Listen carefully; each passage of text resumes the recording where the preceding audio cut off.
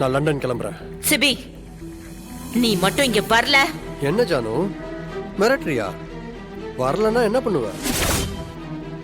உன்னோட சொத்தெல்லாம் வேற யாருக்காவது எழுதி வைப்பியா? தாராளமா எழுதி வச்சுக்கோ. அப்புறம் வேற என்ன செய்வ? என்ன வீட்டுல சேர்த்துக்க மாட்டியா? சேர்த்துக்க வேணாம், எனக்கு ஒரு பிரச்சனையும் இல்லை.